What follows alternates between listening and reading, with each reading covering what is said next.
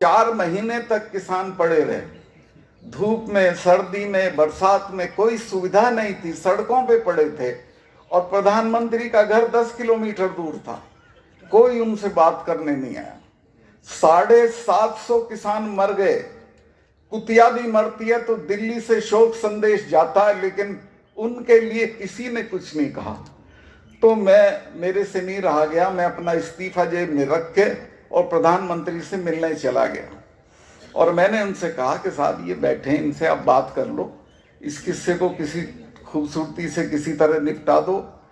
तो वो इतने घमंड में थे, उन्होंने कोई नहीं सतपाल भाई चले जाएंगे। तो मैं कहा आप इनको जानते नहीं है, ये तब जाएंगे जब आप चले जाओ। ये या तो अपनी बात मनवा के जाएंगे या आपको हटवा के जाएंगे, और वो बात उनको उस दिन नहीं समझ में आई। मैंने उनको इंगित किया कि जो सिख हैं, इनके तो गुरु ने अपने 4 बेटे कटवा दिए थे, समझौता नहीं किया था, और हमारे वाले तो हर तीसरे महीने आगरा के लाल किले पे चढ़े रहते थे, कभी चौखट फाड़ लेते थे, कभी अकबर की कब्र खोल लाते थे। तो मैं कहा ये पहले ये पता कर लो आप किससे लड़ रहे हो, इनको आप परास्त करके या खाली हाथ नहीं भेज सकते हो।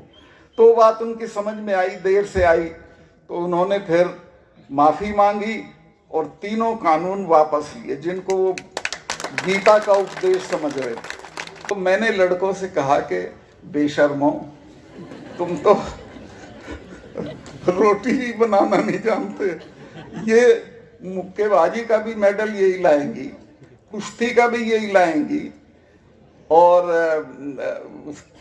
बाकी चीजों का भी यही मेडल लाएंगे और पढ़ाई का भी यही लाएंगे। तो संभल जाओ, कुछ करो, उन्हें बर्बाद हो जाओगे। खैर लड़कों की तो दूसरी बात, वो उसके लिए जिम्मेवार हम ही लोग। शाम को बेटी से तो पूछते कहाँ गई थी, इनसे नहीं पूछते कहाँ गए थे। तो नतीजा ये है कि 17 साल का होते इनको नशा पकड़ लेता है, ये और अलामत में लग जाते हैं और बर्बाद हो जाते हैं। तो मैं नौजवान दोस्तों से कहूँगा कि आपके कंधों पे बड़ा भार है। देश इस वक्त बहुत खराब स्थिति में है। देश जिनके हाथ में है उनको आपकी, एक किसानों की, गरीब की कोई परवाह नहीं है। जिस तरह की बेरोजगारी है, जिस तरह की महंगाई है, उसकी तरफ ये मुड़ के भी नहीं देख रहे हैं। तो युवा शक्ति मैं तो 10 जगह की मिसाल दे सकता हूं जहां नौजवानों ने खड़े होकर सत्ता पलटी है। आप खड़े हो जाओगे तो सत्ता पलट जाएगी। ओबीसी आरक्षण से कोई छेड़छाड़ नहीं होगी और ये धोखाधड़ी भी बंद होनी चाहिए कि गुर्जरों को हर 5वें साल आप आश्वासन दे देते हैं कि हम आपको आरक्षण देंगे और देते नहीं हो। अभी बैसला साहब के लड़के का वो आया है प्रेस, उन्होंने कहा कि हमारे साथ जो समझौता हुआ था वो अभी भी लागू नहीं। तो सरकारों को ये 420 नहीं करनी चाहिए, ईमानदारी के साथ बर्ताव करना चाहिए अपनी जनता के साथ। ये कुछ नहीं है, ये सिर्फ किसान कौमों को खत्म करने की साजिश है। इनके बच्चे फौज में चले जाते थे, जो जाता था वो अगली पीढ़ी के बच्चों को बुला के पढ़ा देता था, वो आगे तक बढ़ जाते थे और जनरल तक जाके रिटायर होते थे। अब ये 3 साल की नौकरी में कुछ नहीं कर पाएंगे। लेकिन फौज में जो जज्बा होता है कुर्बानी करने का, 3 साल वाले जवान में वो जज्बा भी नहीं आएगा। और मुझे तो ये बताया गया कि इनको तो वो ब्रह्मोस वगैरह जो मिसाइल्स हैं या हथियार है वो भी छूने की इजाजत नहीं देंगे। तो फौज को भी तबाह कर रहे हैं। और एक मैं ब्रह्म वाक्य बोल रहा हूं कि जिस देश का किसान और जवान सेफ नहीं है या खुश नहीं है, उस देश को कोई नहीं बचा सकता है।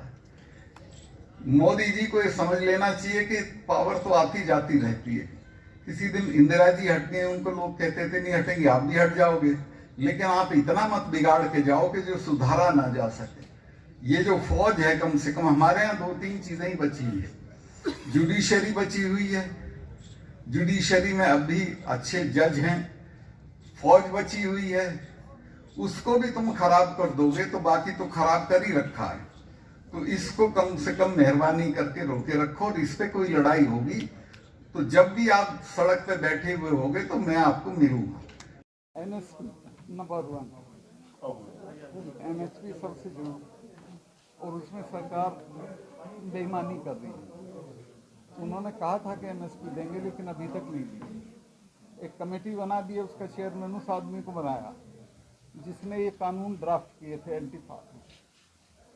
तो एमएसपी अगर लागू नहीं होगी तो दोबारा लड़ाई छिड़ेगी और ज़्यादा जोरों से छिड़ेगी। राहुल गांधी घूम रहे हैं, किसी का बुरा तो नहीं कर रहे हैं, बाकी नेता सब बैठे हैं एसी में, इनको भी जानना चाहिए जनता के बीच में।